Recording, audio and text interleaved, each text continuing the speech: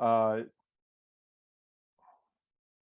Other things that happen to you, you might be in a competitive situation, you're going to be in a race, and your body has to immediately come up to speed for the race. You're faced with a threat. Uh, you pass somebody and you get a whiff of hormones, and maybe you're going to react to that. What this is all about is survival in the short term at the individual level. The changes are immediate, they don't last a real long time. I got to make that disappear. Durations like minutes, seconds, hours, depending. If you're too cold for too long, you're just going to die from it, right? And the effects are temporary. Once you go inside and you get warm again, all of that stuff goes away. That was a homeostatic reaction. Neuroplasticity is a little different. This starts out when you're born. When you're born, you've got lots of neurons, lots of dendrites, and they're all touching each other. And your brain is totally disorganized. And as you start to develop, you go through a period of dendrite pruning where your brain organizes itself to the reality that you're in. Then you start using your mirror neurons to learn by watching. Then you go through a period of developing muscle memory for all the things you have to be able to do, like walk. So for the first year of your life, you don't know how to walk. You develop a practice, you develop muscle memory, you record all those reactions in your cerebellum, and it becomes a reflex. And then from then on, you know how to walk for the rest of your life. And you don't forget how to walk. And also consciousness that lives in your precuneus. Then these are lifetime survival skills. And they not only apply to you, but they apply to your relatives. And if you're in a tribe, they apply to your tribe as well, because the more you know about, say, hunting, the better your tribe is going to do. The changes are lifelong. They last for hours, months, years, and the effects are lifelong. It's just like riding a bike, right? You've heard that before. Natural selection is multi-layered. There's individual selection where you choose a mate and you pass on your genes. There's sexual selection where you select a mate based on the quality of their genetics. There's kin selection where you help the survival of your genetics by helping your close relatives survive because their genetics are very much like yours. And there's something called group selection, which isn't necessarily what it sounds like. And I'm not going to talk about that today at all. But anyway, this is about survival at the species level. The changes are evolutionary.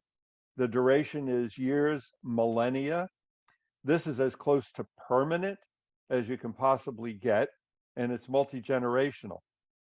So if you look at all of these, you see we've got a mechanism for different sets of duration: seconds, minutes, hours, days, months, years, millennia, millions of years. And then there's this gap, and that's where epigenetics fits in. This is decades, generations, and centuries. Epigenetics is the set of instructions in our DNA that tells our bodies, or it's the instructions on how to build an organism, how to build all the parts of the organism, how to set all of the settings in the organism for the current environment. So when you enter puberty, there's a time when you want to enter puberty. How does your body know when it's that time to go into puberty? And how does your body have to set itself up for puberty? And what hormones have to be generated? What proteins have to be generated? How much of each of these proteins have to be generated? How long is puberty going to last? And so on. It also deals with things like, how do you prepare for winter? If you're a bear, it's much different than if you're a frog, for example. Epigenetic changes are about survival at the seasonal level, at the episodic level, and by episodic, I mean episodes in your life. If you're a caterpillar, that's an episode, and then you're a moth or a butterfly, that's a totally different episode. And it's also generational, which is the most intriguing thing about this. Now, we haven't known about a lot of science for very long. I mean, DNA was only discovered in 1944. and this is the paper that announced the discovery of DNA. And transformation of pneumococcal types. That's where we were. But once we discovered genetics, it was the firmly held scientific belief at that point in time that DNA drove everything, right? Your DNA determined who you were, and who you were was determined by your genetics. It was fixed, it couldn't change. Now I'm going to show you a little video. It's short, and it's jam-packed with stuff. But bear with me, sit through it. Try to understand it as well as you can. If you have any questions, raise your hand and we can address them.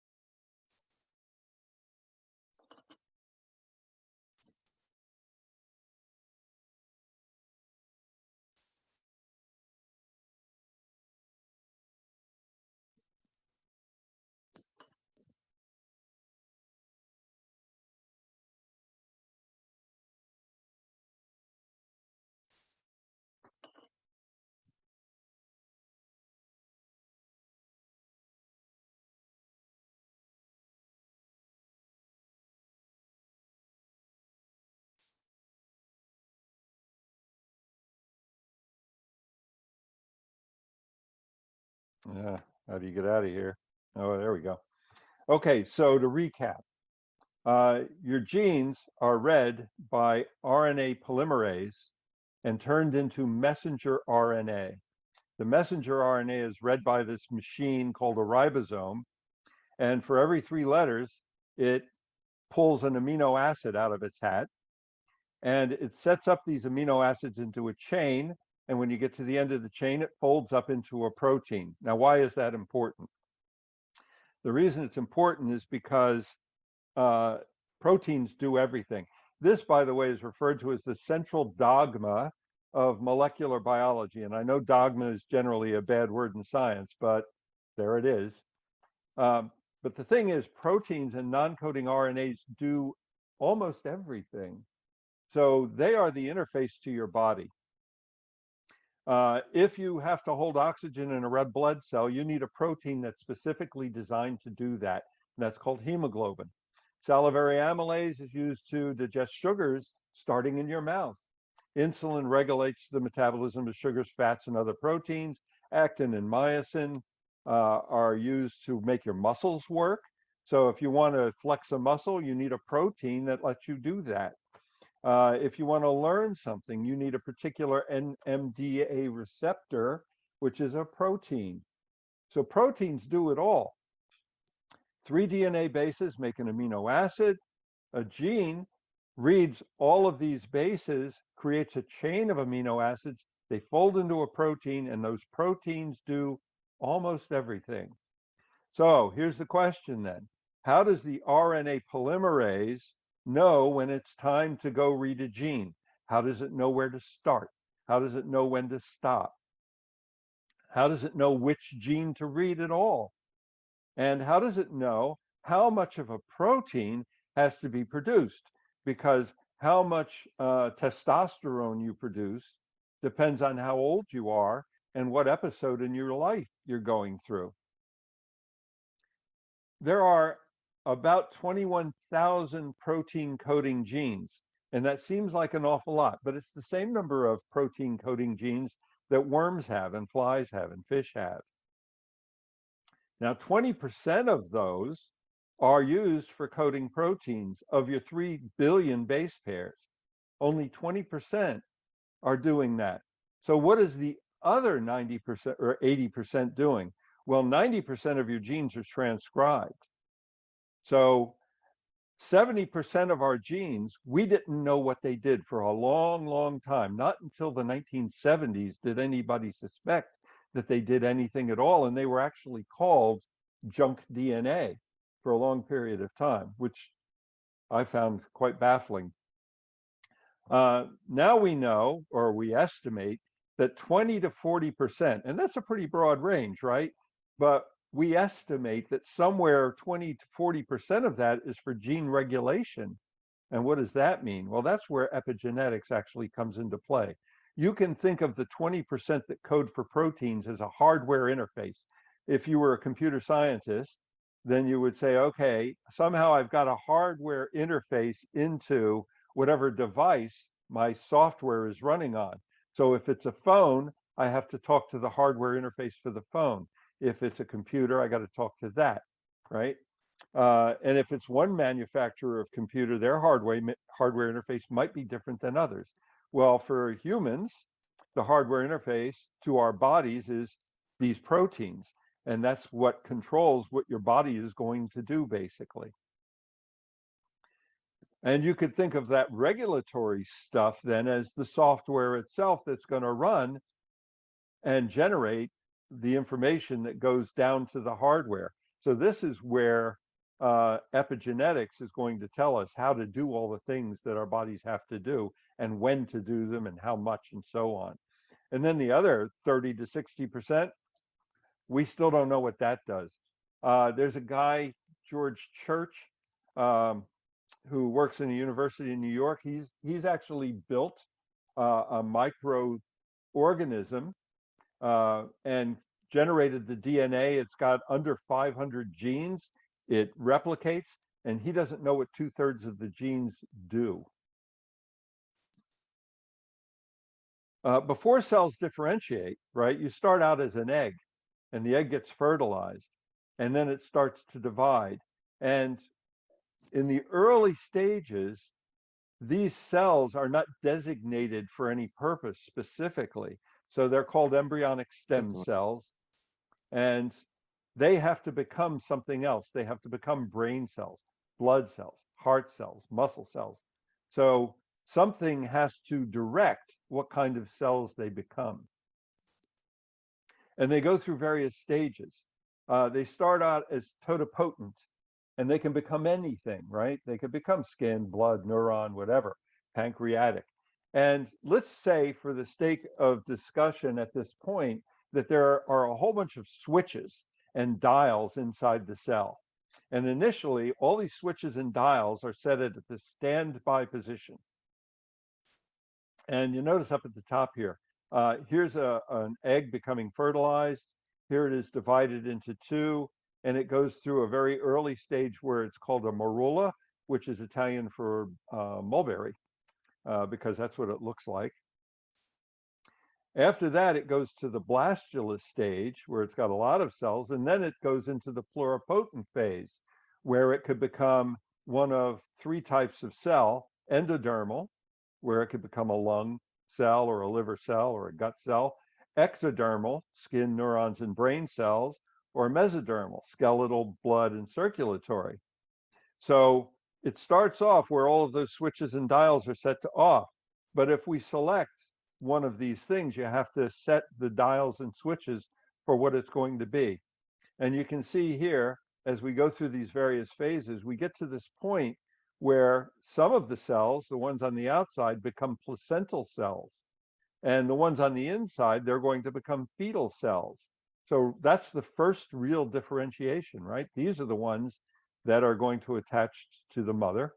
And these are the ones that are going to become the animal itself. Then we go into the blastocyst stage.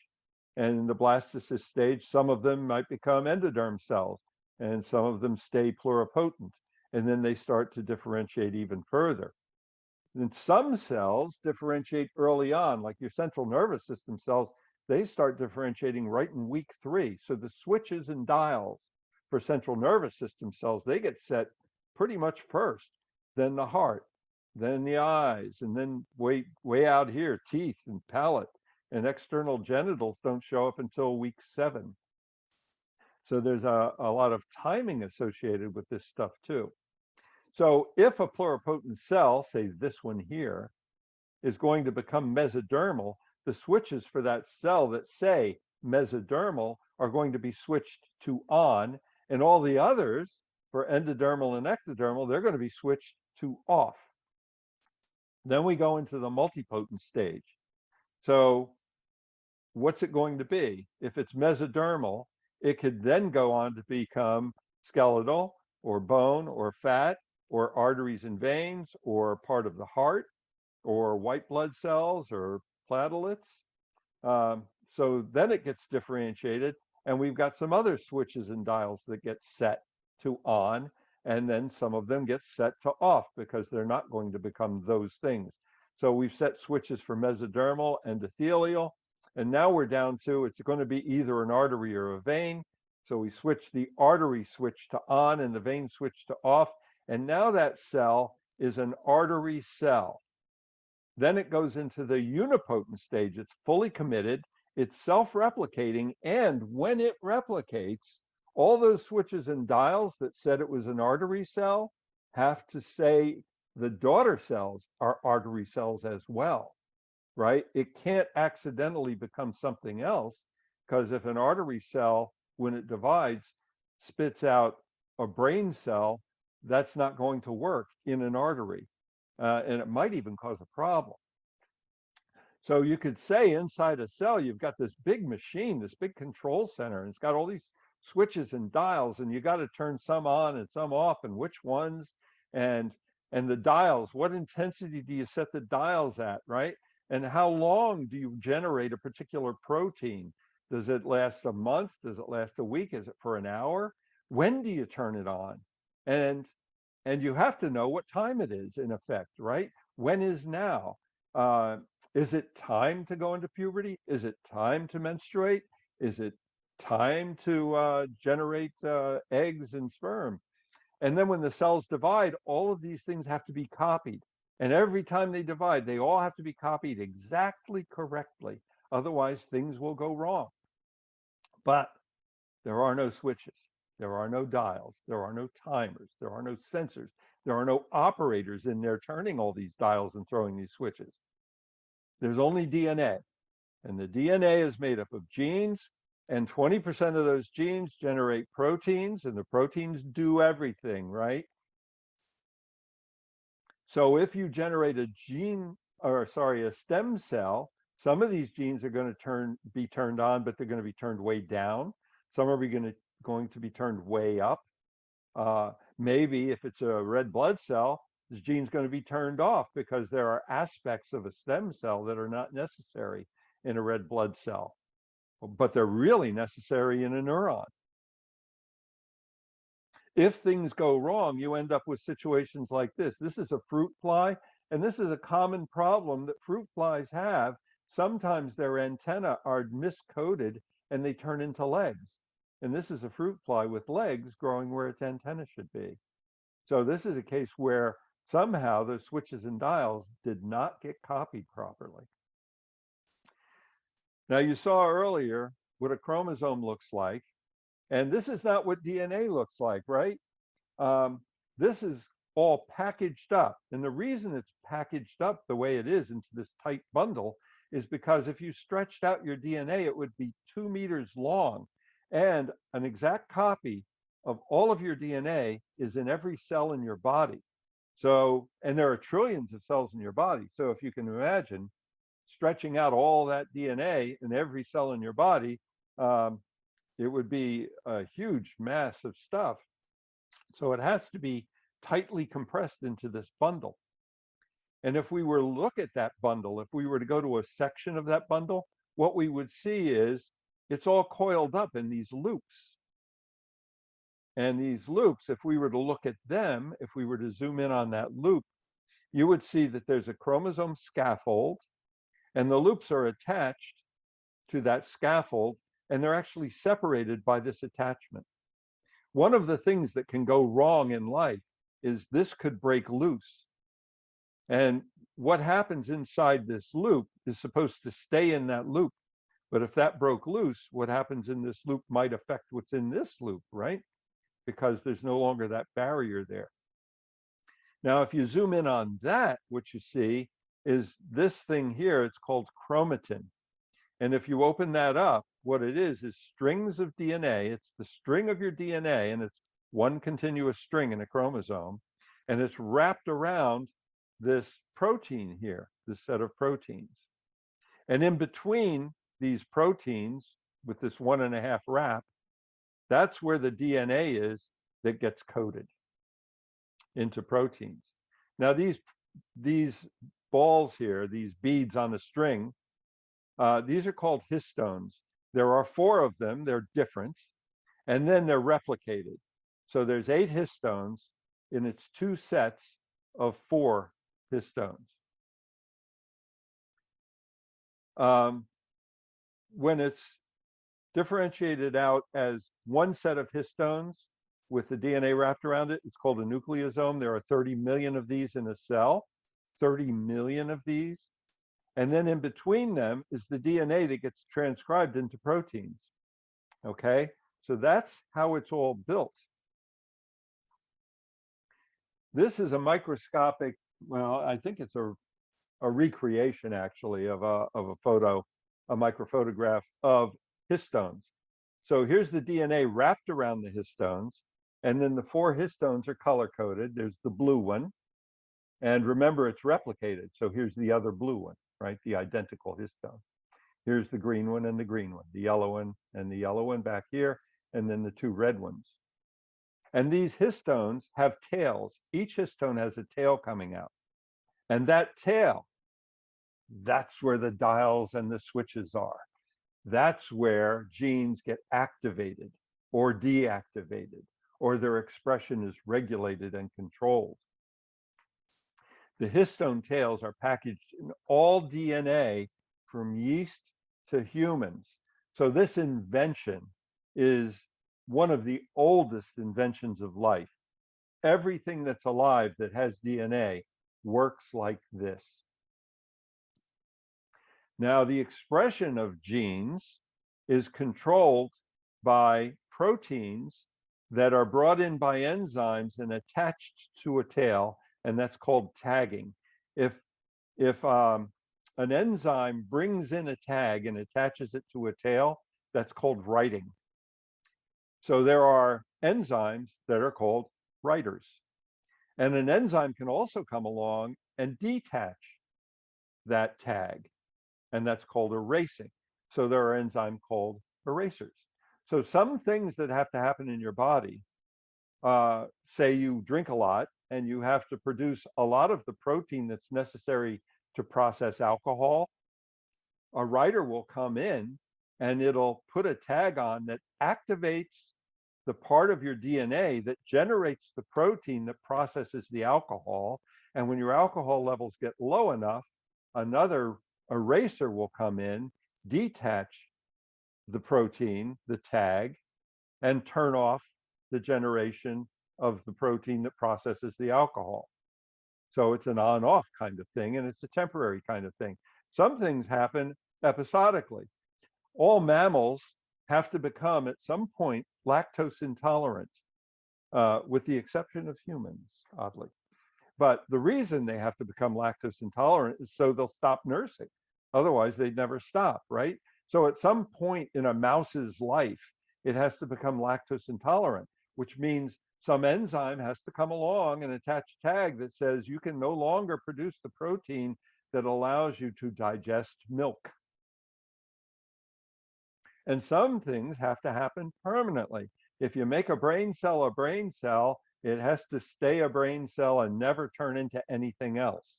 And if it divides, it has to make daughter brain cells and not anything else.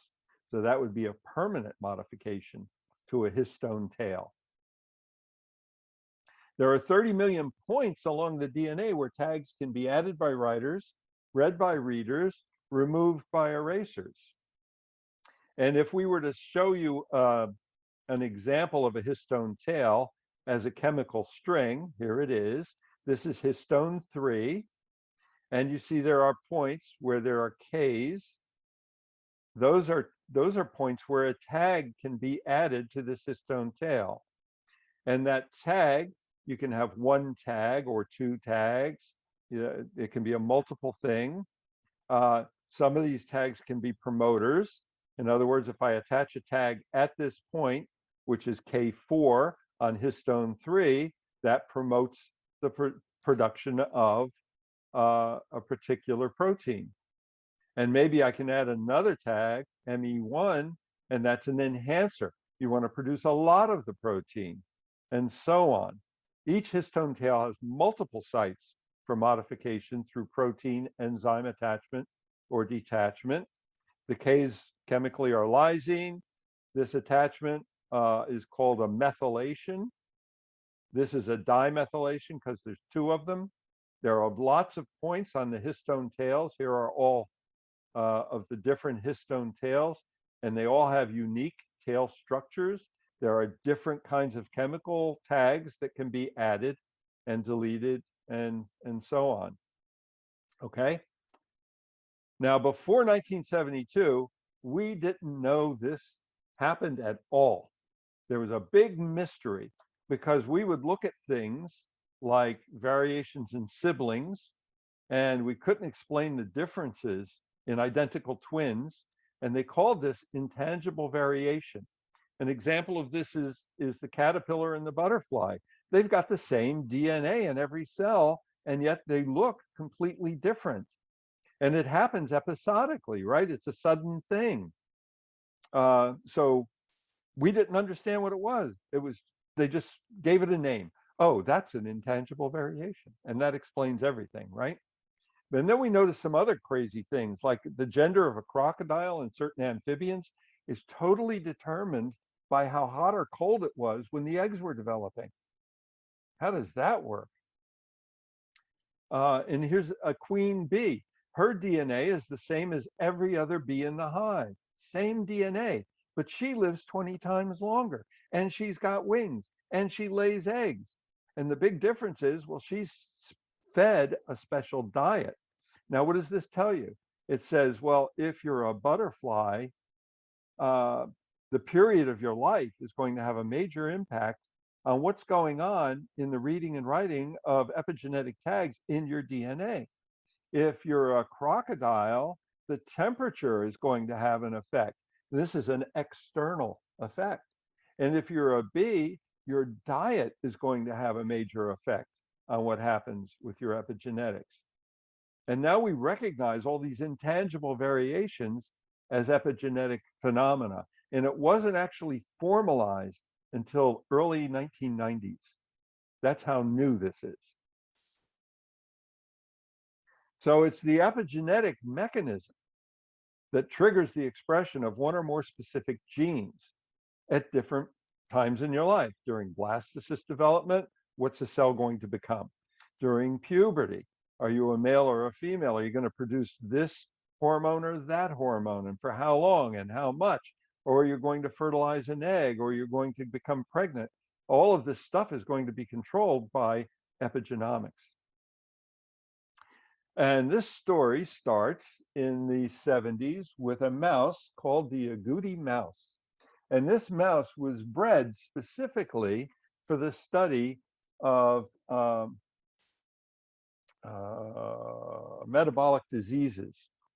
And one of the things about the agouti mouse is sometimes they're really fat and they're yellow, and sometimes they're small and they're brown, but they're still agouti mice. And when they're fat and they're yellow, they're prone to metabolic diseases and cancers. And so scientists use these mice to try and find cures for cancers and diabetes and things like that. They're genetically identical, and yet they're very different. And and before the 70s, nobody understood why or how this could even happen. And the way it works is, here's histones. We talked about histones. Here's the DNA wrapped around the histones. And these little red dots in here, these are the tags. And on the smaller mouse, the brown mouse that doesn't get sick, the one that's healthy, on the smaller mouse, a methyl tag, a methyl group made up of hydrogen and oxygen, has affixed to a tail on the gene, and it shuts that gene down, and it inhibits the gene, and the gene does not produce the protein that causes that mouse to gain weight. And this methylation affects the color of the mouse, the obesity of the mouse, its vulnerability to these metabolic diseases. Another thing tags can do, and this is not methylation, this is called acetylation. Acetylation can cause these histones to be packed really, really tight. Now, if you remember in the video, RNA polymerase comes along and it reads the DNA between the histones, right? Well, if they're packed really tight, that RNA polymerase is too big to get inside and read the DNA. So that effectively shuts the gene off. And if you can tighten or loosen these coils, you can control whether a protein gets produced or not.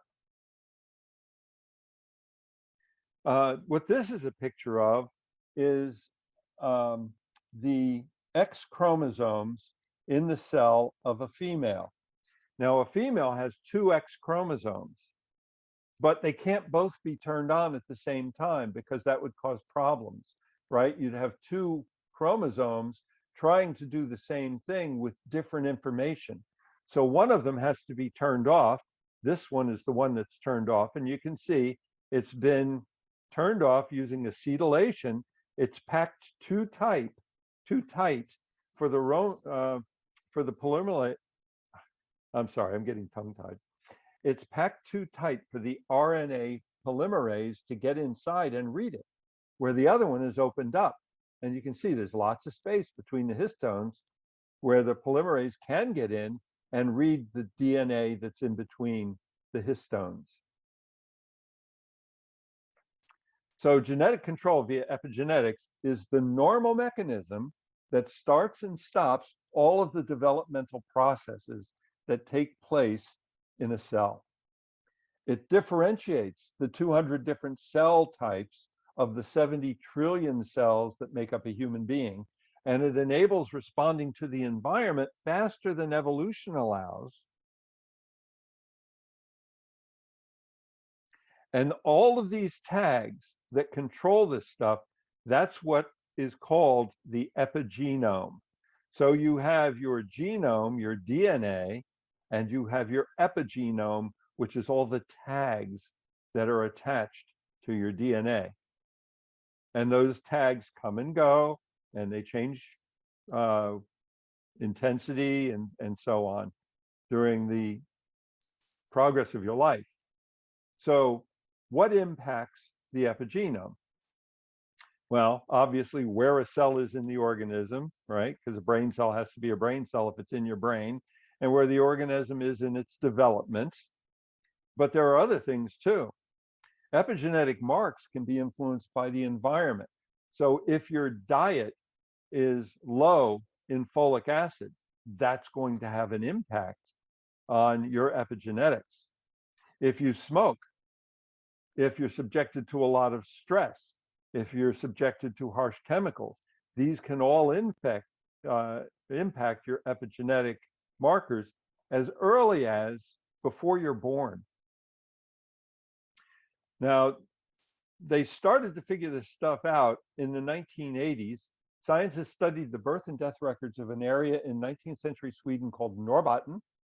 And people that lived there during times of famine, it was discovered, lived 6 years longer than those that lived in times of plenty. And the way they discovered this was in Sweden and in all the Norwegian or the Scandinavian countries, they keep really, really good records. And they had these records and they went through them and they saw that people that lived through times of famine lived longer, but they were overweight. They were susceptible to metabolic diseases like diabetes, and they had mental health problems. Now, it kind of makes sense that if you're going to live through a time of famine, you would want your body to store up as much fat as possible, right? And that kind of explains the overweight part. But what about the metabolic disease? Well, there must be some conflicts that if you're going to modify the epigenetics to force you to gain weight, maybe that's also going to force you to process sugar differently and cause the diabetes that also results. And maybe that's going to have an impact on your brain development and affect your mental health. But the really amazing thing was when they looked at these records, their children and the grandchildren of the people that lived through this famine period were also affected in exactly the same ways. Another example, women who were pregnant during a 1944 famine in the Netherlands known as the Dutch hunger winter had children and grandchildren who were unusually small and prone to diabetes and obesity. Same thing. 1998, Quebec suffered a major ice storm. Power was lost in some areas for months at a time, and the children of pregnant mothers from this time were followed for several years. They developed autism, more than average. They developed metabolic diseases, much more than average. They developed autoimmune diseases, much more than average. So nutrition obviously can impact your epigenome, if it's your epigenome that's at the root of all this. Is somebody trying to say something? I'm hearing a lot of hissing. Please mute your microphone. Now, what happened was, quite by accident, a female agouti mouse was fed the wrong diet. And when she was fed this wrong diet, it turned out that she didn't have the expected type of offspring. So I don't know what kind of agouti mouse was, but let's say for the sake of argument, it was the fat yellow one, right? She was fed the wrong diet. And instead of having pups that were fat and yellow, some of them were small and brown. So they looked at what they had done that might have affected this. They saw it was the diet. They analyzed the diet, and it was rich in methyl groups. And methyl groups are what form the tags for methylation. And those tags turn the genes on and off. And that's why she had the thin brown pups. And then those pups had thin brown pups. So, whoa, big clue. Now, when cells divide, epigenetic markers have to be copied by readers and writers. So if a liver cell divides, the readers have to read the tags and write those tags in the daughter cells so that they maintain their status as liver cells committed to being liver cells. There's a time, though, when this doesn't happen. If you produce sperm, that's a zygote. If you produce an egg, that's a zygote. When they get joined together, they create a gamete, a fertilized egg. And the markers, those tags, may not be cleared back to their standby condition, depending on what they are. When zygotes create a gamete,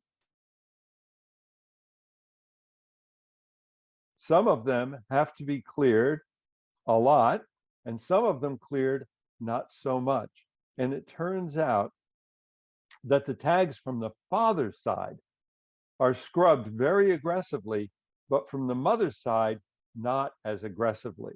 So some of the tags that were set up in your body, if you're a male, are going to be reset. And if you're a female, maybe they will, maybe they won't. There are also imprinted genes, and imprinted genes are really interesting. If you get an imprinted gene from your father, it has a different effect than if you get that same imprinted gene from your mother. So those can't be scrubbed at all, and they're protected from scrubbing. Researchers gave pregnant mice chow containing only half of the calories they needed during the last week of gestation. What they're doing here is they're replicating a famine situation. And this is a time when the epigenetic patterns in a male embryo's primordial sperm are erased and then reset. And this treatment resulted in offspring and grandchildren that were underweight and prone to diabetes. So how does that whole thing work where it gets passed on? Well, here's an example. This woman's name is Sonia Hodis, and she married this fellow, I forget his name, Meyer Michelson, thanks, Lori. And Meyer and Sonia, they got married. Sonia got pregnant with a girl in 1915. And there's the fetus. And the girl fetus, they're going to name her Dinah later. At the time that fetus was formed, it included all the eggs that Dinah would ever carry. So Dinah's eggs, while she was inside of Sonia, were affected by Sonia's environment. So, how good was Sonia's diet? Did she smoke? Was she subjected to secondhand smoke because Meyer was a smoker? Was she under a lot of stress? Then Dinah gets born. She grows up and she gets pregnant in 1948 from one of the eggs that was formed back in 1915. And now she's carrying a fetus that's 33 years old in egg years. And the egg and the fetus now are going to be further affected by Dinah and what she does and her environment. So if Dinah makes good choices about diet, vitamins, drugs, alcohol, tobacco, stress, and so on, did she live through a famine? Did she live through a war? This might change the tags that were created in the eggs that Sonia made way back then. And then Lori gets born in 1949. Her egg age at that time was 34 years old. The epigenome now includes the effects of her grandmother's life and her mother's life and lifestyle choices. When cells divide, they create a gamete, and the markers may or may not be cleared back to the normal state. And if they don't get cleared, they become an inherited epigenetic trait. So not only do you inherit genes from your parents, you inherit tags on those genes from your parents. The addition of environmental toxins to the diet of an agouti mouse can cause the epigenetic change to disappear. That's called demethylation. One of the ways this can happen, and they've done this experimentally, you got a fat, yellow female agouti mouse. If it has pups, they're going to be fat and yellow. If you've got a brown, skinny agouti mouse and it has pups, they're going to be brown and skinny. But if you feed them alcohol in significant quantities, they don't come out as expected. They come out mixed. The fat yellow one has some that are small and brown. The small and brown one has some that are fat and yellow. Another experiment was done with fruit flies, where 2 days of dietary sugar in large amounts were given to the male fruit flies, and it elicited obesity in the offspring. There are different ways things get turned on and off. There's methylation. That turns a gene off and on. There's acetylation. That's the one that tightens and loosens the nucleosomes. There's microRNA. We didn't talk about this at all, but remember when we were creating the messenger RNA, and that was going to be used by a ribosome to produce a protein? A microRNA can come in and attach and block it. And that blocks the transcription of the protein, so the protein doesn't get produced. In addition to these mechanisms, there are 80 more that affect the modifications of histone tails. And the code to this, we don't understand very well at all. This is a really new science. It wasn't formalized until the early 90s. We're just now figuring out how it works, and whoever figures this out is going to win a Nobel Prize. Here are two identical twins. They're literally clones. Their DNA is exactly the same. They have identical genes. When they're very young, they act the same, they talk the same, they have the same body language, they have the same potential abilities, but one of them might get cancer and the other might not.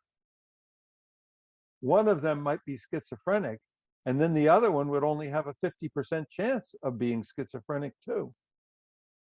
In addition to epigenomic changes, identical twins may accumulate somatic DNA mutations as they age that make their DNA not completely identical.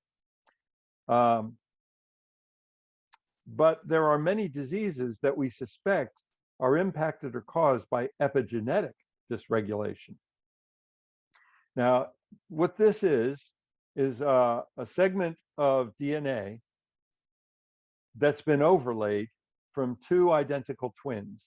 And where their DNA is identical in tagging, it's yellow.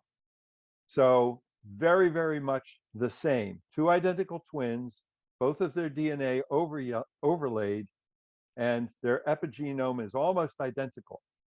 Here it is, same thing, but their DNA is totally different in tagging, because you don't see much yellow at all. You see a lot of red and a lot of green. Well, that's where the epigenetic tags are different. And what's the difference? This is when they were 6 years old. This is when they were 66 years old. So over a 60-year period, they experienced different lifestyles and different exposure to food and chemicals. And so their tagging is very different. So exposure to diet, exercise differences, chemicals, smoking, medications that they take, stress, these can all lead to the suppression or hyperexpression of proteins. Here's an example of two monkeys. They're from the same litter. This one is raised by a mother monkey, her mother, but this one was separated and was raised by a nurse. The one that was raised by a nurse grew up to be more aggressive, unable to deal with stress as well, and more prone to being an alcoholic. And here's a mapping of their epigenetics. And you can see their epigenetics based on high methylation is red, green methylation is low, right? They're very different in methylation. These monkeys are methylated in entirely different ways only because of whether they were raised by the mother or by a surrogate. So what happens is a mother rat will lick its offspring. And if it licks its offspring, that affects the amount of serotonin produced in the brains of the pups.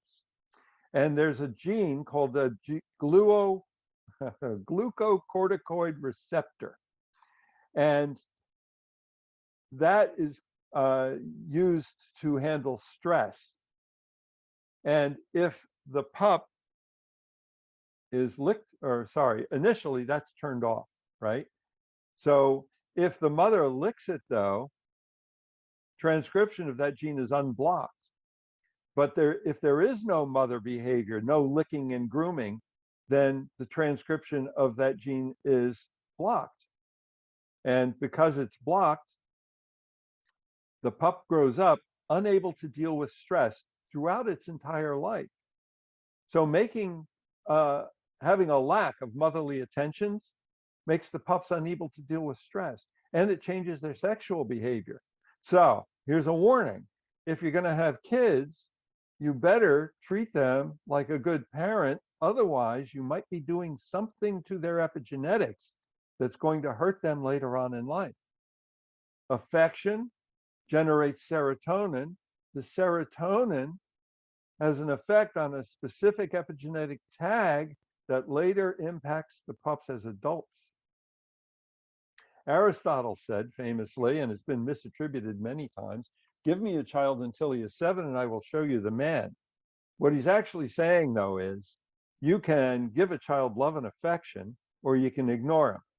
You can give a child nourishing food, or you can feed him junk food. You can give a child a safe, comfortable environment, or you can make his life a living nightmare. You can give him a clean environment, or you can expose him to secondhand smoke. And all of these things could have an impact down the line. Abused and neglected children tend to be alcoholics. They tend to be drug addicts. They tend to be suicidal. They have more mental illness, and they also tend to be more socially maladjusted than the average. So abuse and neglect are bad. So how much you're touched as an infant, how much you're encouraged as a child, how many hours of sunlight your mother was exposed to when she was pregnant, how much nourishment was available to her and to you, how clean the water was, how clean the air was, how often you were frightened, how badly and for how long, and how much exercise you and your mother both got in early years. All of these things have an impact. So for a long time, the question was, is it nature or is it nurture? Well, consider this. Suppose you were born 20 years ago in Iraq. What would the impact of growing up in a war zone be on your weight gain, on your emotional quotient, your intelligence quotient, your empathetic abilities? What's that later going to do to your relationships and your ability to have relationships, and on your ability to be a good parent, and what you're going to pass on to your offspring, right? And these are things that would be totally out of your control just based on where you were born and where you grew up and what was going on around you at the time. So is it nature? If it's DNA, yeah, it's nature. If it's nature, it's DNA. Is it nurture? It is if it's your epigenome. And if it's your epigenome, then it's nurture. And it turns out that they are almost equal impacts on what happens to you later in life. Now, DNA, if you get a defect in DNA, we are just now learning how to attach or attack those DNA mistakes. But for the most part, your DNA is fixed. But if it's epigenetic, there might be something we can do with those tags. And if we can affect those tags, then we might be able to fix mistakes. We might be able to reverse them. So in DNA, if you get a mutation, that causes a disease, and it's called a monogenic disease because it's one gene that's causing it. And that's like cystic fibrosis, sickle cell anemia, muscular dystrophy. If it's a complex disease, it's probably polygenic. It occurs outside the genes, and these are diseases like diabetes, especially late onset diabetes, right? Schizophrenia, which happens later on in life, multiple sclerosis, which happens later on in life, cancers. They're influenced heavily by the environment, and they're very likely to be epigenetic. There's an experiment they've done with lab rats, and I feel bad for lab rats, I really do, but not so bad for this one, because he's become a cocaine addict. And he's got a mechanism here where he can step on this pedal and give himself a dose of cocaine. Well, this rat will give himself doses. He won't eat. He won't sleep until he passes out. He won't have sex. He'll dose himself until he dies. But increasing methylation increases the desire for the drug and decreasing methylation can cure the rat of its addiction after a single treatment. So drug addiction is an epigenetic, curable condition, at least in rats that live in laboratories. Now, not all diseases are caused by epigenetics, but those that are may be curable through epigenetic reprogramming. And I don't use the word reprogramming lightly. If you think of epigenetics as the programming that controls the hardware interface that is the DNA producing proteins that control your body, we're talking software here. In 2009, researchers at Duke University Medical Center published a study in the journal BMC Medicine on epigenetics and autism, and they found that some children, it was a small study, 40 kids, but some children with autism had extra DNA referees turning off a gene needed to respond to oxytocin. And oxytocin is the hormone, that's the drug that makes you feel good when you have social interaction. Now they use a phrase here, DNA referees. I'm going to talk about referees more in a minute. Until recently, scientists thought genetic mutations played a bigger role in cancer risk than epigenetic changes to our DNA, but lately it's become widely accepted that epigenetics may play an equal, if not a bigger role in cancer than genetic mutations do. There are tumor suppressor genes that protect cells from becoming cancerous, and epigenetic tags can turn those genes off. So if that happens, you would be more prone to getting cancer because you wouldn't have the suppressor genes there.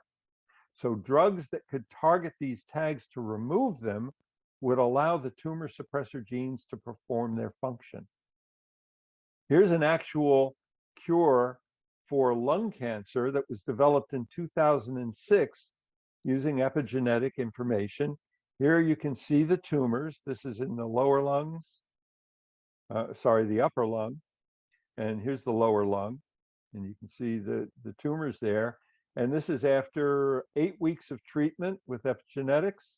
And you can see the tumors are hollowed out. They're dying. So it works. And this was taken orally. This is basically a pill. The primary principle behind this therapy is you target the epigenetic changes with a drug that reverses the damage and returns the expression of the DNA back to its normal precancerous condition. So epigenetic drugs, or epidrugs, are approved by the US Food and Drug Administration to treat epigenetic-related positive metastatic breast cancer, cutaneous T-cell lymphoma, etc. Other candidates for epigenetic cures: rheumatoid arthritis, type 2 diabetes, addiction, asthma, lupus, obesity, Alzheimer's, Parkinson's, autism, schizophrenia, bipolar disorder, and Huntington's disease. And there are many others.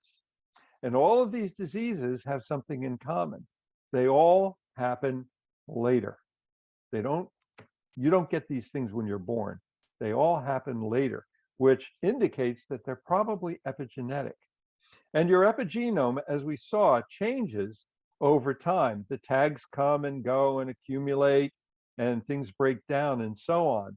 And if you could look at a map of your epigenome and you could see where it sits in this chart, you would determine what your epigenetic age is compared to your birth age. So if your epigenetic age is 80, but your birth age is 60, hey, that's bad, right? That would be a dot up here somewhere. But if your epigenetic age is 40, it's down here, and you're 60, that's good. And the median error here is just under 2 years. So this is a very accurate thing. And you could look at this and say, wow, I've been living a really good life. I'm up here above this line, or I've screwed up and I'm way down below this line. Some of the things they found by using this method is they found that children age epigenetically much faster than adults. And that makes sense, right? Because when you're very young, that's when you're going through all your rapid development stages. Men age faster than women. Now, this isn't necessarily a fact of being a man. It could be that the lifestyle you live as a man is different than the lifestyle that women tend to live. Maybe that's the impact. Aging signs are impacted by life exposure and lifestyle. Chronic stress accelerates aging, chronic stress, but acute stress for short periods doesn't. And cancer cells age faster than normal tissue. So once they go off the rails, they continue to go off the rails. All of this stuff comes later in life.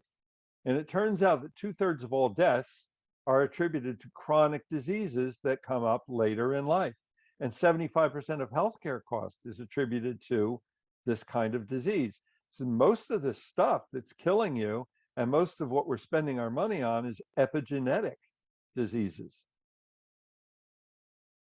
And they usually involve the dysregulation of normal gene expression. Cell types can forget what they are due to epigenetic changes or mutations to DNA. A broad opening of chromatin due to loss of histones can be a cause for that. A mutation amongst the enzymes that do the reading, writing, and erasing could be a cause of that.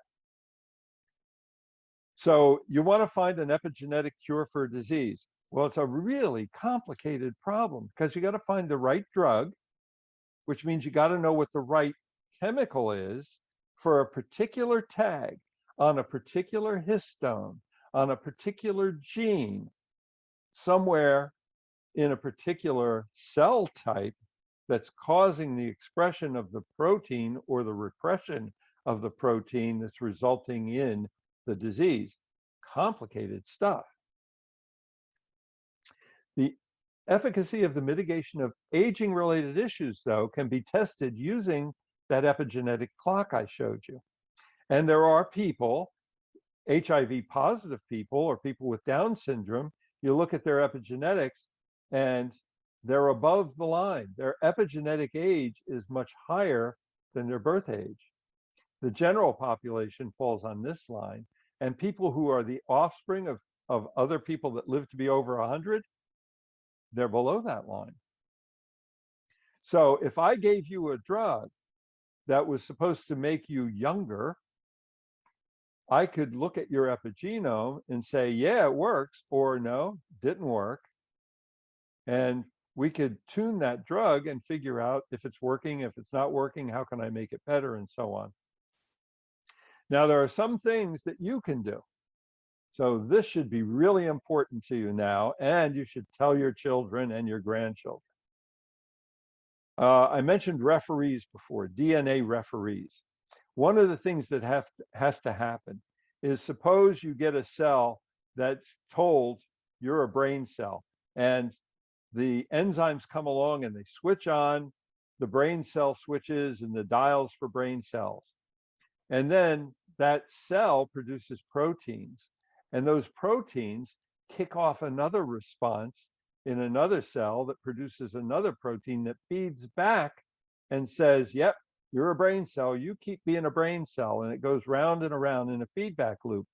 And that's how a cell continues to be a cell. That's called a DNA referee, that once a cell has been determined and committed, it stays that way.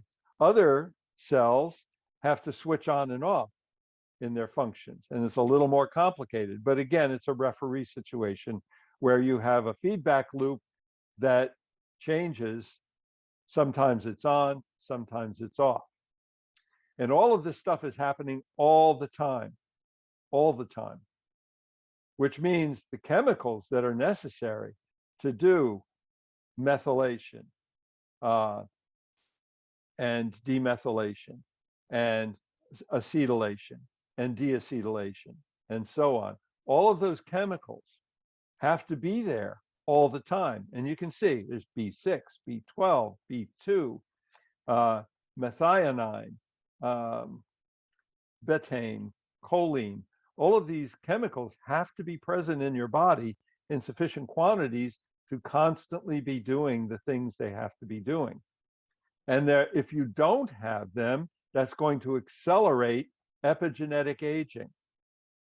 So things that impact the presence and the efficacy of those chemicals is going to hurt you. Vitamin E from soybean oil and corn oil is bad for you in terms of epigenetics. A lot of sugar in your blood is bad for you. High triglycerides, bad for you. High insulin, bad. High blood pressure, bad. High body mass index, bad. Processed foods are bad for you. Certain food colorings are shown to impact negatively your epigenome. Some pesticides are known neurotoxins, which adversely affect IQ scores, probably because they're impacting your epigenome. I mean, Roundup has been in and out of court many times. Air pollution is a grade 1 carcinogen. Well, if it's a carcinogen, that means it's hurting your epigenome. Scientists at Keck School of Medicine found out that if a mother smoked during pregnancy, there were long-lasting changes to the children's epigenome, usually around cancer and development, and over 50,000 genetic variations are possible results of smoking. Paper in 2009 in Nature Neuroscience, 12 people who were abused as children and later committed suicide had different DNA referees on a gene that was needed for coping with stress. So here's another set. These are called endocrine disrupting chemicals, EDCs, and they're tagged as obesogenes. And what do you think they do to you? They make you fat, right? Obesogens. And two of the most powerful ones are tributylin and dibutylin. They're used in the manufacture of hard plastics. So hard plastics, obesogens. Bisphenol A, this is another toxin common in hard plastic, affects the epigenome of unborn mice. But eating folic acid counteracted those negative effects. So that tells you that you can, with your diet, have a positive impact by replenishing the chemicals necessary for the proper tagging of your epigenome.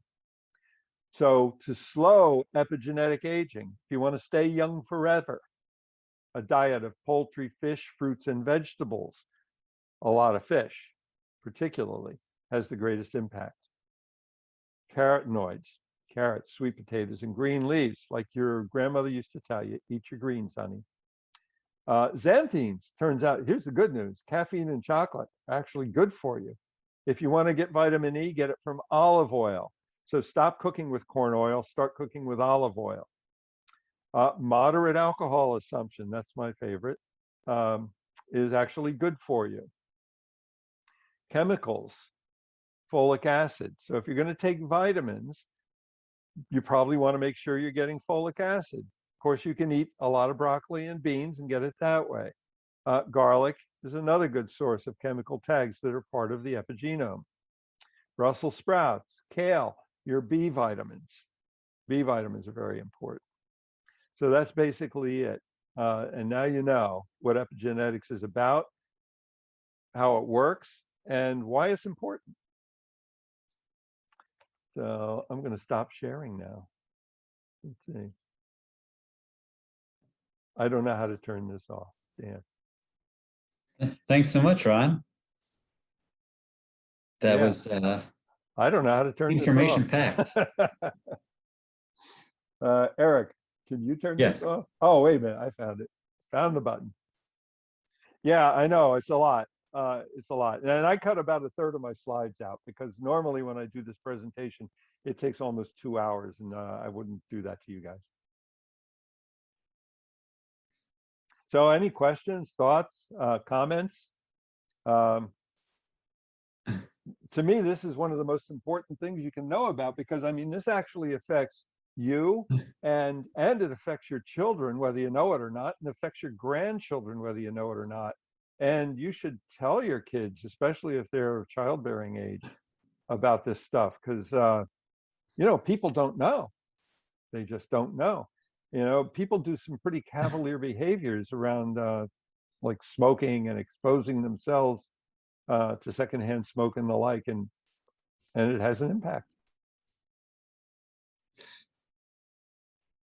Yeah. So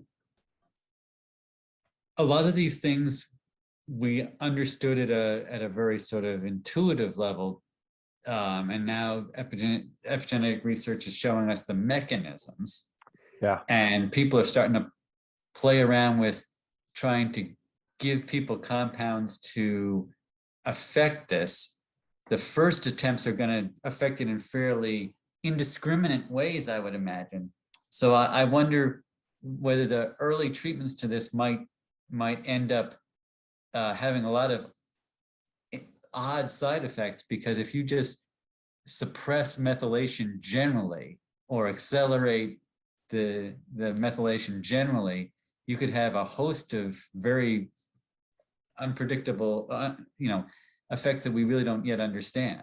So I would imagine the first treatments are going to be very risky. Not necessarily. Like the cure for the lung cancer that we saw. If you identify the protein that's causing the lung cancer, right, or the suppression of the protein that would protect you from the lung cancer, and identify where that's coming from, right? What cells? Well, if it's in your lungs, it's probably your lung cells, maybe. So you would look there first, and you would look at the methylation patterns of those cells and compare them to the methylation patterns of people who are free of lung cancer and very young, right? And you would look for the differences there.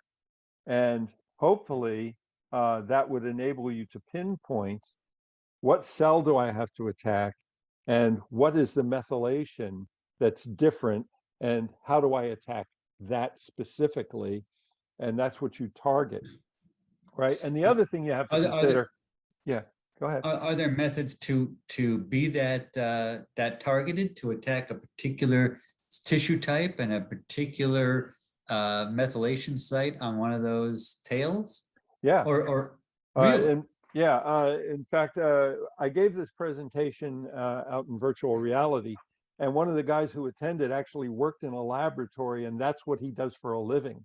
Is he is the guy that's trying to identify those tags, and I talked to him at some length about it, and yeah, it's tedious, but they're doing it, and of course it's all being done with things like agouti mice before they ever get to a human being.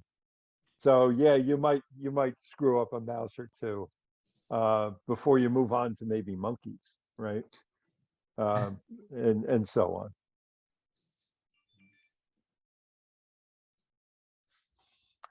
on. Leland, you got something?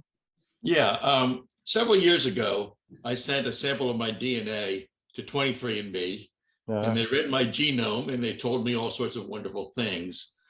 Can we, or how close are we to being able to send in whatever and have them read my epigenome and tell me whether I was abused as a child or whatever? Oh, there is a company that will read your epigenetic clock and tell you, your epigenetic age. Yeah, but I want to know what tags are on and off. I don't know if they'll tell you that. That's getting pretty deep, right?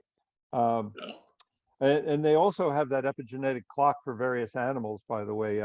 You can have the epigenome of your dog studied, or if you have a horse. They've done it with a few animals, not a bunch, but 3 or 4. But I assume it's theoretically possible, right? I mean, with one. Yeah, absolutely. Are the tags on cell 1 the same as the tags on cell 2 within me? No, they're not, because it depends on what kind of cell it is and what the purpose of the tag is. Because if you have a brain cell that's tagged as a brain cell, those tags are going to be a lot different than a cell that's tagged as a lung cell, right? So 2 brain cells hopefully would be tagged the same, and if they weren't, then maybe you got the start of a brain tumor going. Okay. So differentiation in tags for identical cells would be a bad thing. Ron and Eric, I'm sorry, I have a question. Yeah, I would Chris? like to share Uh, today's presentation with my daughter who is pregnant. yeah. How can I, is it okay to do that? How can I share the recording? Oh, share the recording? I can give you a copy of my slides. I haven't. Eric, are you recording this? Oh, Eric says it's being recorded, so check with Eric. He'll Thank you. probably post it on YouTube, maybe. Eventually. Yeah, eventually. Eric's talking, but we can't hear him because he's muted. It's one of those dumb things we do. Ron, can I have a question? Yeah, Chris. Yes. First, a little story. Okay. Some time ago, a Polish writer, a woman, she's quite popular. She came up with the idea. Actually, she lived in many countries, pretty much like myself, so we have a pretty good communication. So she came in public with the idea that a lot of problems of my country come from a culture of alcohol abuse for many, many years, actually for hundreds of years, which actually was proven even in literature. And obviously, a lot of people were so emotional about this, saying, okay, leave this country, you don't take her passport. My question to you is there possibility, is there a probability of like whole society affected by the culture, which actually is like popularizing or maybe given kind of tolerance for the factors affecting epigenetics, right? Epigenetic process. Is it possible? Because it's definitely happening. If you go back to Victorian era England, and well, the Victorian era in general, people were very fond at that time of green wallpaper. And if you were a rich person, you could afford to put up green wallpaper. Turned out the green wallpaper was made green by arsenic. Ooh. So if you were a wealthy person, you were living in a house and you were surrounded by arsenic. Another thing people did in the Victorian era was they would put their kids when they were very young in a kind of a cage. Children were meant to be seen and not heard, and they would actually be put in a cage so that they wouldn't disturb you when you were, being sociable. And what effect would that have on kids, right? Because instead of being treated with affection and developing serotonin to enhance their glucocorticoid receptor so that they would be able to deal with stress later on in life, they were being treated like that. If you're born poor, right, you're not getting the nutrition, you're not getting the vitamins, you're dealing with a lot of stress as a very young person, just from the fact that you're being poor. And that's going to have an effect on you. One of the biggest crimes we can commit as a society is allowing people to be poor, because it hurts the entire society. And alcoholism, absolutely. If in Russia, they take great pride in getting stinking drunk on a regular basis. Well, that's going to have an impact. It's going to have an impact on the epigenome. If you're doing it while you're pregnant, if you're doing it while you're producing sperm, it's going to have an impact on your offspring. Thank you so much. Yeah, that was exactly when I was growing under communist Poland, just because of the society being so like depressed and so much strictly controlled. Alcoholism was a huge problem, pretty much like in Russia. That's what we're talking, cultural. Yep. So, well, there was a lot of hope after this change with this whole transition, that now there will be completely different country. And many thinkers now come to the point that we have the same problem, no matter we have Yeah. completely different system affecting in all ways. So, well, I tried myself to raise this issue a little bit, but so far there's a problem because they don't want to accept it. They're not ready for this yet. No matter, there are some scientists already popularizing this, some young scientists, but still they are just very selective. They want to hear what they want to hear. Sure. And you know, religion has an impact too, because some religions are much more restrictive than others. Some religions promote being, you know, a loving parent, and others promote being a very severe parent. So, you know, that's going to affect the kid. Very good. Yeah. Thank I have you. a question. Thank you for this. All right. Yeah. Is there, hello, is Yeah. there Yeah. a geographical, a racial component to this? You know, you talk about hours of sunshine, and if you live on a river or lake or near the equator. Yeah, I would assume so. I haven't read anything specifically about that, but you know, given the importance of diet, there was one study I read about that took place in a part of Africa. Maybe the location will come to me, but it's a place where they have a seasonal drought, and children that are born during the drought period are different epigenetically from the children who are born when the rains come and there's a lot of green leafy vegetables to eat. So the parent, the mother, if she's pregnant at the late end of her pregnancy during the drought period, the kids are going to be impacted one way, where during the rainy season, she's impacted totally differently. And this is a seasonal thing, and it goes back and forth. So if you could pick when you were going to be pregnant, if you were smart enough to do that, right? If you were educated enough to do that, you could have some control over it. But if you're totally unaware that this is going to have an impact, then you think nothing of it, or you have no control over whether you get pregnant or not is another factor. So yeah, that's totally localized. Can I say something about this, about your question? Because that's exactly our experience. In 2003, we went back to Poland. And the first couple of years, that was absolutely disaster. I just couldn't just live over there. Later on, there was a plan to open branches, and we moved to Spain. And then everything, okay, got back to normal. So for all 10 years, being in Northern Europe, in UK, I spent like 3 months in Spain every year. And, you know, there was the same thing. So in April, I was drained. Okay, and then back in September, I was full of energy, which was going lower and lower. I spoke to the doctors. They were just looking at me like, you know, like coming from different planet.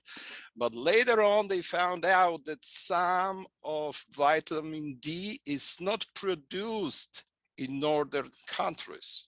I didn't know it. I lived with that for many years. But once I spent like almost 20 years here, at well, having much more sun, no matter it's not tropical country, I couldn't adjust to that northern climate anymore because I was older. So exactly, that was exactly the experience. Okay, we had that every year, going down in April, couldn't wait. Then summer, Spain, perfect, and then coming back again. Okay, we had that. One thing about the vitamin D is that in the northern climates, you're correct. In the winter and fall, even if you stand out at 12 noon, you will not create vitamin D. However, you will create vitamin D during late spring, summer, into early fall in northern climates. But it's the winter, like now, where if you don't supplement with vitamin D3, and particularly if you're dark-skinned people, you're going to have a far lower level of vitamin D than lighter skinned people do. Also, I wanted to say one thing about crime and leaded gasoline. Mm. There was a period where crime went down in most of all cities, and they weren't really able to find out any logical reason why this happened. And I don't know if you know this, Ron, one of the hypotheses is when we changed from leaded gas to unleaded gas, that coincided with a lowering of crime. Yeah, I read an interesting article one time about the fall of the Roman Empire, and one of the premises that was put forth is they did it to themselves because the rich ate off of lead plates and drank out of lead goblets to demonstrate how rich they were, and they all gave themselves lead poisoning and became really, really stupid. And that was the ruling class. So you've got that. You've got the Victorians living in arsenic. And today you've got plastics. The average American consumes a credit card's worth of plastic a week. And plastics impact obesity at the epigenetic level. So if you look around and you say, wow, why is everybody so fat when, 50 years ago, people weren't fat like this? Well, 50 years ago, you weren't eating a credit card a week working with plastic. And maybe that's what's causing it, right? Patty? There's also a story about folic acid. People talk about folic acid, and you do also, Ron, on your slides, but it might be better for you to say folate instead of folic acid, because folic acid is a synthetic molecule. And if we eat too much folic acid, it causes cancer. It's carcinogenic. Wow. Well, I got a question for you. Because hold on, there's Yeah. one, the thing that you should know is a significant percentage of people cannot metabolize this synthetic molecule. So it builds up in your intestine, and that's what the problem is. So these people get no benefit from taking folic acid in their vitamin pills. They need folate, which is the form that really goes into cells, and that what we can use. So nobody should be taking a vitamin that has folic acid in it. You should be taking pills that have folate, but not folic acid. Right. I looked at my bottle of folic acid, and on the label it says folic acid, but on the list of ingredients it says folate. What should I believe? I would say that it should say folate and never say folic acid. And actually, it's a form of folic acid that many formulations have. It's a 5-something methyl something folic acid, which is the exact form that goes into your cells. So yes, so if you just take folic acid in your vitamin pill and have a low folate diet and you're pregnant, then you're more likely to perhaps have a problem with your fetus. Thank you.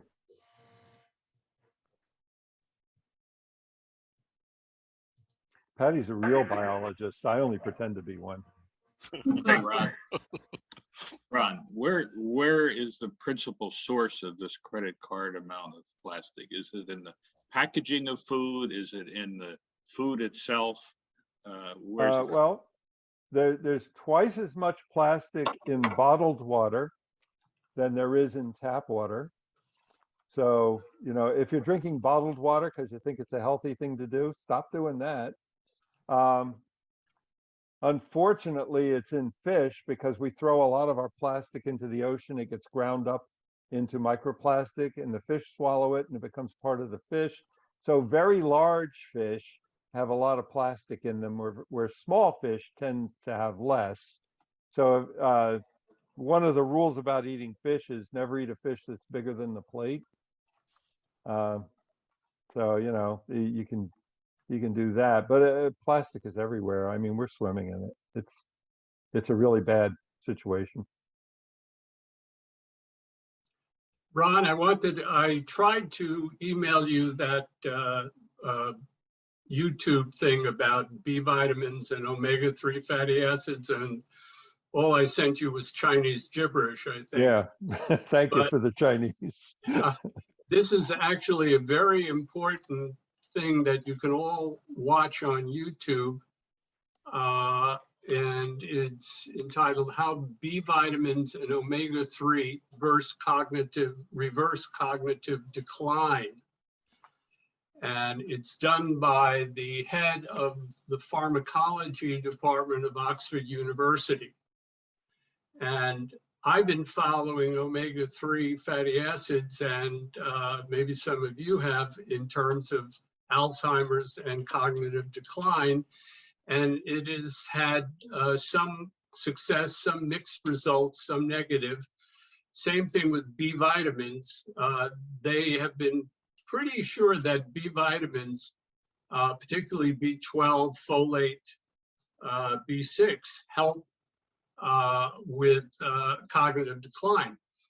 But what this latest study did was it went back to the earlier omega-3 studies, and it parsed out the people who had high levels of B vitamins. And those people with the omega-3s definitely showed an improvement in cognitive decline and an improvement in not getting Alzheimer's disease. So for the first time in the last 12 to 18 months, this is kind of new information. They found that for both of these to work, and this English pharmacologist said the drug companies would have spent billions of dollars, and they wish they could get halfway towards what the combining of B vitamins and omega-3s can accomplish, particularly as I look at all of us who are all over 25 years old, Yeah. times 2 or times 3. So this is a very excellent YouTube, and it's How B Vitamins and Omega-3s Reverse Cognitive Decline. You go on YouTube, it's an hour and 20 minutes, well worth your time. I think you'll find the information informative, and maybe will change your approach to this problem.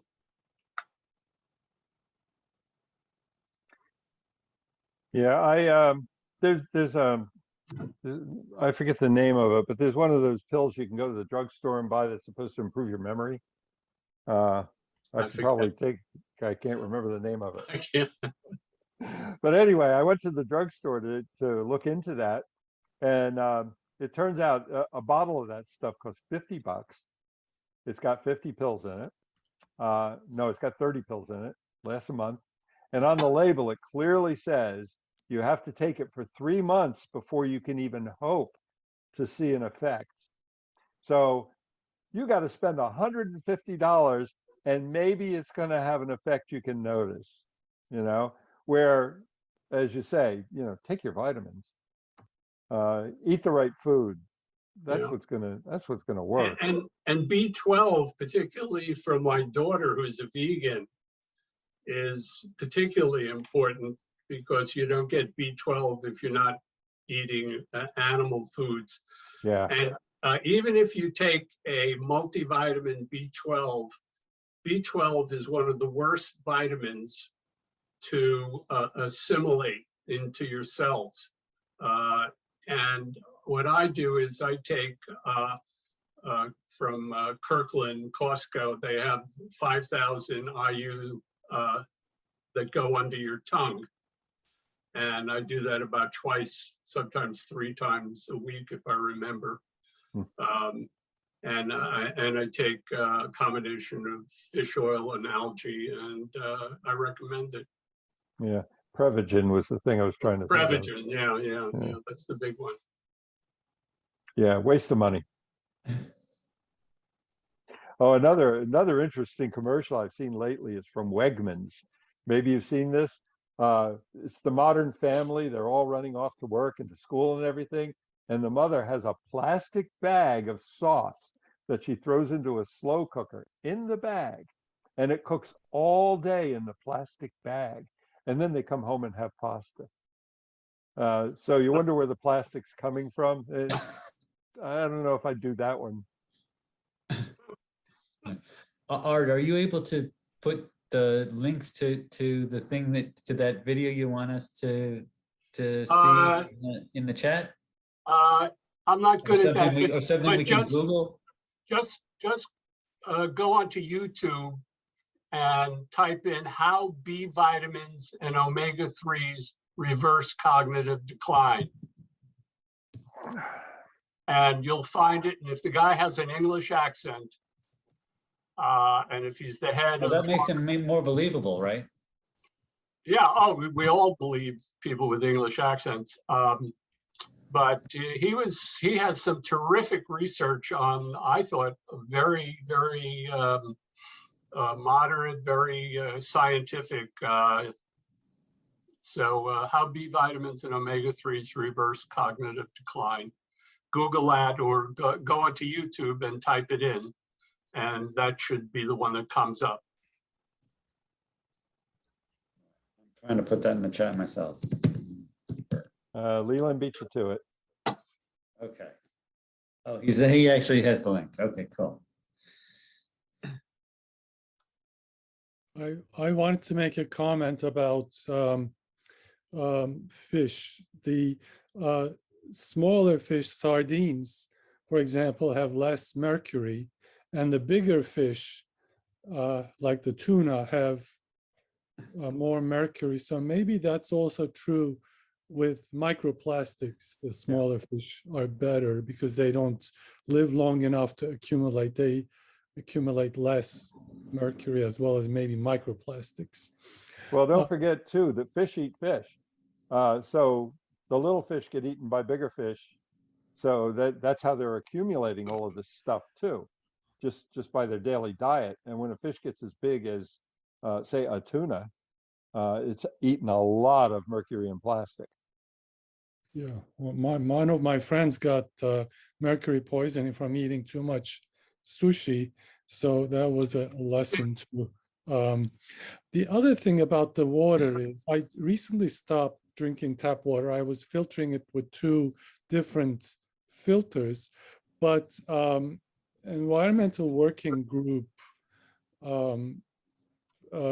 made a statement about swimming river reservoir that there's radium in there, and any radium is too much. Now, the radium in swimming river is less than EPA levels to be harmful, but Environmental Working Group says any amount of radium is detrimental to the body. So I had switched to bottled water recently now, and it does taste plasticky. So I'm using one of my filter, the zero water filter to filter it out, but I don't know if it filters the microplastics in the water. Probably doesn't. Don't know. If you go on Consumer Reports, which I did, I never had an under-sink filter before. I do now, and it cost $100. I had to have someone come in to put it in, which was another $150. But they were doing plumbing anyway. So that's why I went with this under the sink device. It's not reverse osmosis, it's which is expensive and can be problematic. It's a different kind. I'll let you guys know what the name of it is. And I've had it for 6 months, and I use it just for drinking. I don't care what I shower with or do dishes with. So it's solely for that. And that has solved my problem of what water to drink. I also make ice cubes with it. How do you know when to change it? It comes up red when the filter is no longer filtering properly. Let me see if I can find the name. You want to hold on. If I can see. He's crawling under the sink as we speak. Right. Don't hit your head. You're wrong. So getting back to some of the epigenetic changes, there's definitely been a switch towards being more nurturing of children and protecting children from various exposures in the last even 50 years relative to the early part of the 20th century where people had a more spare the rod, spoil the child attitude. Can we see any measurable effects of that are positive in the same way that removing lead from gasoline may have been positive? Well, one of the interesting things I took out of the presentation was a slide that talked about how people that are wealthy have better epigenetics than people that are poor, because that's not a direct link. What it does tell you, though, is if you can afford it, you can afford to live well, you can afford to live without stress. If you can afford to live in an environment where people are educated and loving to each other, then of course you're going to be better off epigenetically. What I think the message there, though, is, what if you can't? 40% of Americans are $400 away from bankruptcy, right? Which means, a set of tires can put you in a really precarious position. Well, people that live like that are probably epigenetically in a very bad way because they live with a lot of stress. Their grocery bills. I mean, when I first got married, Lori and I would spend $25 a week on groceries, $100 a month, and we ate whatever we wanted, right? $100 a month. Now our grocery bill is over $1,000 a month, and we don't eat red meat anymore. Now, if you're one of those people that's $400 away from being bankrupt, what are you eating? Are you getting vitamins? There's got to be an impact just from that alone. You can't live on McDonald's. The name of that filter that I have under my sink is Brondell, B as in boy, RONDELL.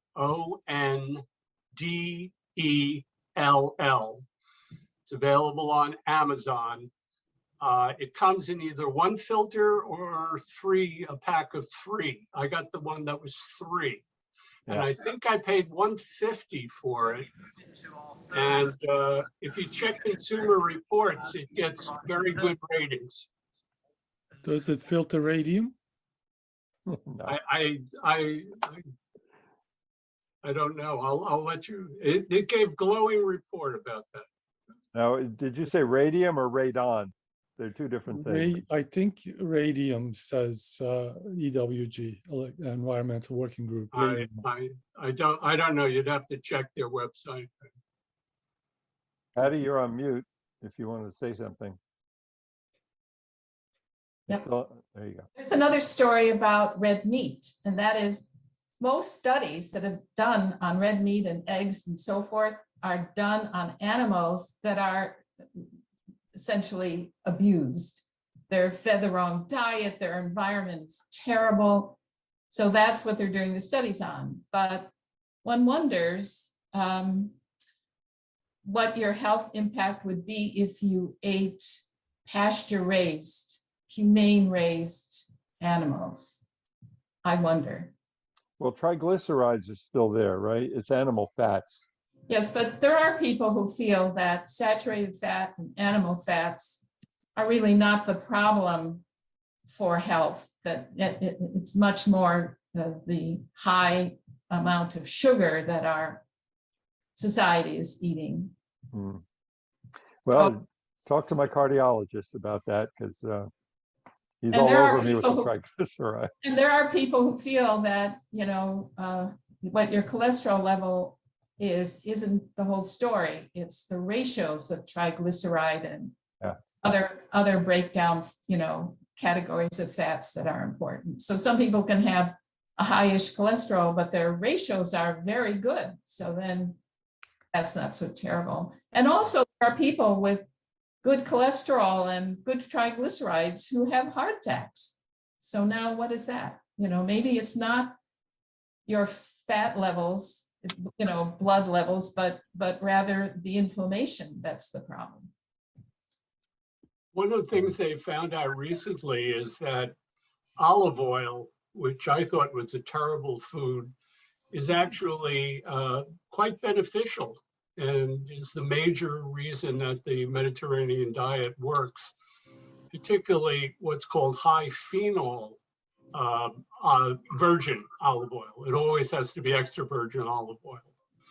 And the Greeks have developed a magnetic resonance machine that actually can count the level of phenols in olive oil, which means that you don't have to drink or consume lots of olive oil, which is a good fat anyway. It's a monosaturated fat with about 15% saturated fat.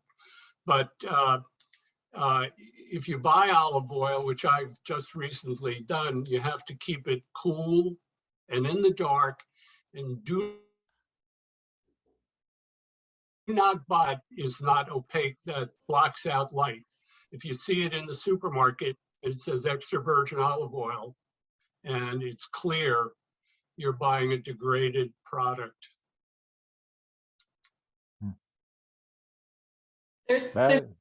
There's another story about olive oil too, and that is people have found that most of the olive oil on supermarket shelves is adulterated and isn't all olive oil. So you have to be careful.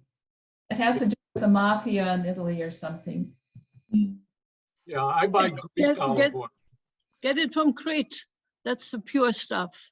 Crete olive oil, not Italian, none of the other. They're all adulterated. And I wanted to mention something to Arthur. When you said you don't care about the water that you shower with. My son was renting a beautiful place for a while, and they discovered that his wife and his daughter's hair was getting green. And it turns out it was because there was copper in the water. And now my daughter-in-law, who started with the green hair, has now the onset of Alzheimer's at age 60. Wow. So I think it's important to make sure that whatever water comes to our body in one form or another better be good water. Oh my gosh. Yeah, I amend that. I take that back. I mean, green hair, I couldn't believe it. It turned green. Yes, and it isn't only copper. We absorb almost everything through our right, in our water, yeah. Yeah, and in the shower, it's not just through the skin. You inhale a fair amount of very aerosolized water. How much safer we'll be when we're dead?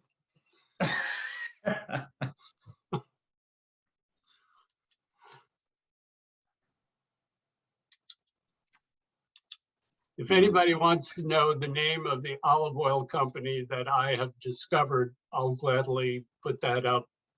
I actually spoke to a guy in Greece who gave me the name of the company, and they track the olive oil from the time it's picked to the time it's sent. And this is a good time to buy olive oil because it's winter, and the crop for 2022 is now becoming available. And I bought 6 bottles, and I have frozen 5 of them, and they can stay frozen and then unfreeze. That's another thing I learned about it. Don't leave olive oil out on the counter. You have to keep it between 55 and 60 degrees, which I can do now under a sink that's cold, but in the warm weather, I'll just keep it in the fridge and take it out when needed. or either buy a cooler. Very interesting new research about the phenols in olive oil.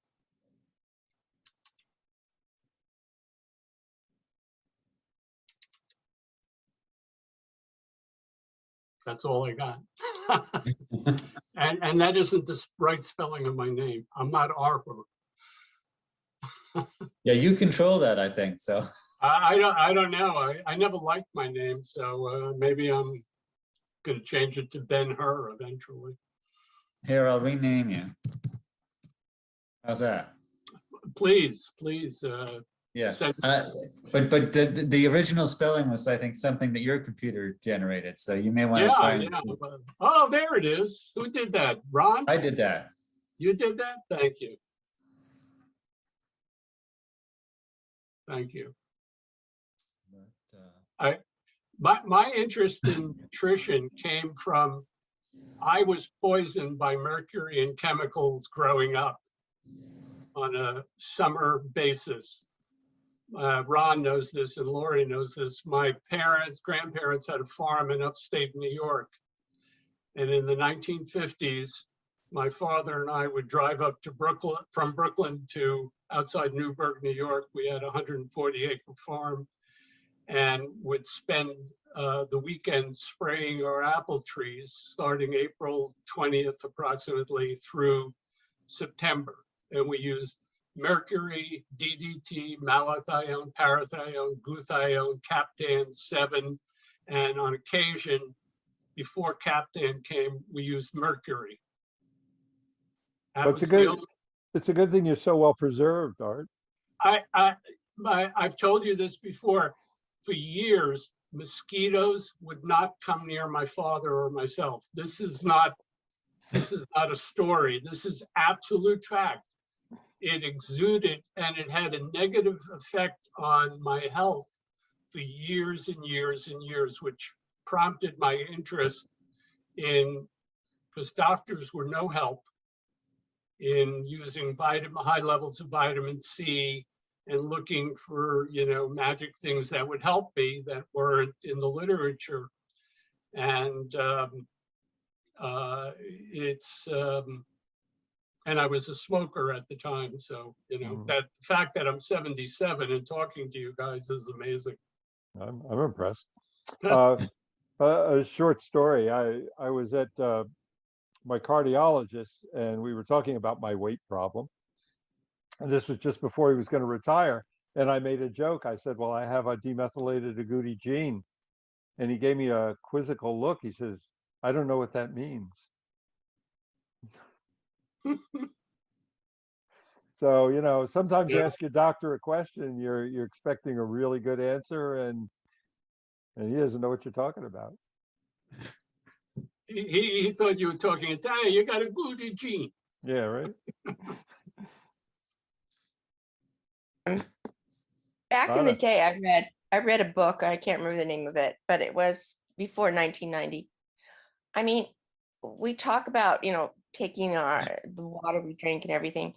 And some of these things, a laboratory rat would have to eat 8 times its body weight to be affected by this offensive material. So that I'm not sure that, my water supply is going to change my life that much. Mm-hmm. Well, enough copper to make your hair green is certainly different from minor trace amounts of some exotic chemical. Well, the bigger concern is actually because, it's no longer green, but the Alzheimer's has started. And now we're worrying about my granddaughter. Maybe she'll get something as well as she gets older. Ron, as far as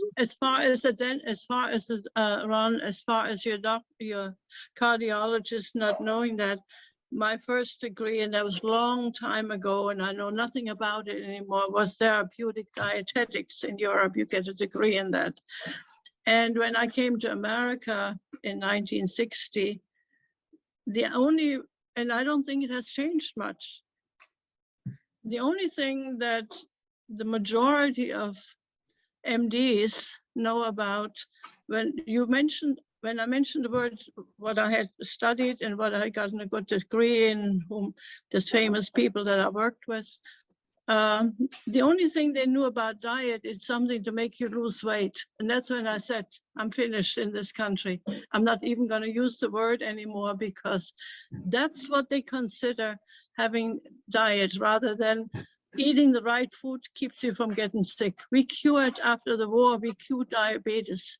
Germany had no diabetes of any, you couldn't even measure it, because nobody had any sugar to eat after the war. It was the end of it. Then I met a young gentleman from Hawaii who had written a book called The Sugar-Coated Fortress. And what he told me was that we got even with the Western world. We brought sugar to you. That was it. And it's just, and we still, you're talking about all the plastics. Look at all the sugar we have in our foods. In anything, in everything, in baby food, in everything, we have sugar. We get sugar. You can refuse to eat sugar and you're still full of sugar. It's an empty calorie. It's poison, period. And it couldn't, even if it's in the form of honey, anything with the sugar molecules in it, that will do us in. Anyway. I did an exercise at ShopRite for Karen's diet for her staff. And I went aisle after aisle after aisle, and almost every single product had sugar in it. It was incredible. Yeah. And corn is in everything. And salt. And fat. With salt and right. Almost every food. Yeah, the big thing now that they're talking about is fasting, which is what's old is now new. That creates what's called autophagy in the body.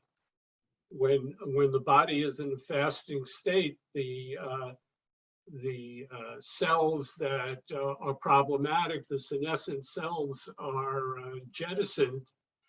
And my daughter has been on the intermittent fasting and feels much better on it.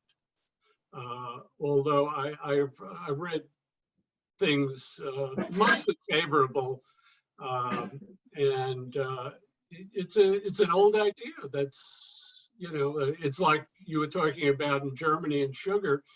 In World War II in Denmark,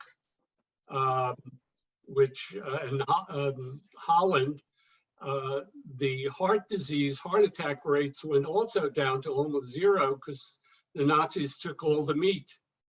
And people were not eating a high fat, high saturated fat diet. They were hardly, able to meet their caloric needs. And there was very, very little meat. The other thing that's interesting, this whole discussion about high protein, low protein, the latest, I don't know what anybody else has been reading about this, is that when you're young, you need that high protein. It really helps build the cells, builds the body. But the danger of a high protein diet when you're old, although they say to eat somewhat more when you're older, is that it helps to build cancer. And that the longest lived people are on a very moderate protein diet, because I think it's IFG1 is increased by too much protein when we're older, particularly animal protein. We're going into a different program now. I just wanted to get back to one more thing that Art just said about fasting. The famous person that I worked with was Dr. Buchinger, who started the fasting sanitarium at Lake Constance, which people had to spend a lot of money to come to us and not eat anything at all. And they all they didn't just lose weight, they got healthy. But together with the fasting, we had to give them liver packs, and we had to do so many things to support the idea of fasting. What you hear now, please stay away from it, because it isn't based on anything scientific at all. Dr. Buchinger did such incredible things. He was 85 years old, and I was in my late 20s, and I had to accompany him 3 times a week, 3 or 4 times a week, hiking up this incredible mountain that had me not being able to breathe anymore. And the guy was 84, and he was healthy as anything I couldn't imagine. So whatever we did was the right thing, and it's become even more expensive. And now only the people from Dubai and stuff like that come to that Lake Constance Sanitarium to get well again. And we got rid of people with head diabetes, with nephritis, you name it. And in addition, of course, they lost a lot of weight. Hopefully they would stay with it. But during the 4 weeks that they were on fasting, we had to be very, very careful to make sure that we did all the right things that support the idea of fasting. But so I would say stay away from what they call fasting now, because it's just another one of those in things at the moment. Thank you. I just want to make a point that despite all this doom and gloom, Americans are living longer. Maybe the quality of life has been sacrificed, but our longevity is increasing. Actually, they're living less than other developed countries because of our opioid crisis. But that's a different thing. It's not, if you stay away from the opioid, you're right. Most people can live longer. Anybody here on opioids? Anybody? No, I think we're okay. But it would be interesting to hear more research being done to attack these addictions through the epigenetic treatments. Yeah, I think you're going to hear more and more about epigenetics going forward, because unfortunately, when they advertise a new treatment on television and they talk about a drug or whatever, they give you some made-up name. They don't tell you how they came up with it. They don't tell you how it works. Maybe some of it is epigenetic. We just don't know, because they don't treat us like we're intelligent. So we're not. We're not. But educated. I would just be concerned that in trying to treat that, they cause all my liver cells to think that they're lung cells, and then I'm in trouble. That would be bad. That would be bad. One of the interesting things though that they figured out about epigenetics was that if you can go in and you can reset all of the tagging, you end up with stem cells, right? That's how they can take skin cells and turn them into stem cells again.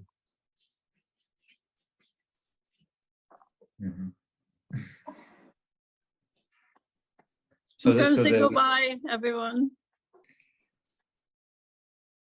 Bye-bye. Yeah, but this is very interesting stuff. Yeah. Yeah, and nobody knows about it. It's one of the great unknowns today of what's going on in science. And it's really shocking to me, and this is the last I'm going to say about any of it. I was doing a talk in AltSpace about the scientific method. And when I did the research in the scientific method that we do today, what we call the scientific method, is 80 years old. We've only had the scientific method as we know it for a very short time. DNA was discovered in 1944. This stuff is so new.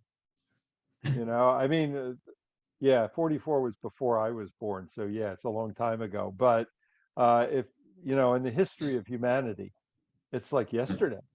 Yeah.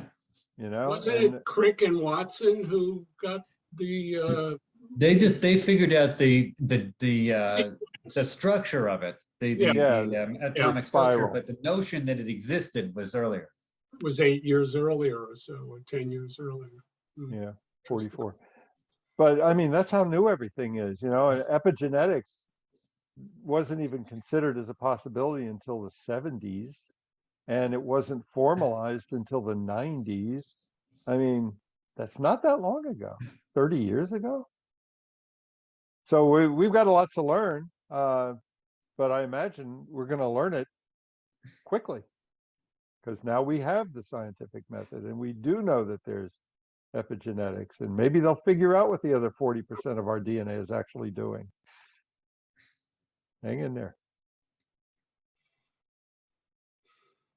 I think you said to me one time, Ron, that if you can stay healthy, if you're young now, if you're born now, or you're 10 or 15 or 20 years old, your chances, assuming the world doesn't, implode, of living, into the past 100 in a healthy state are getting better all the time.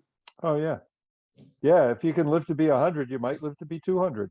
And if you can live to be 200, Yeah. who knows? You know? Yeah. Social Security.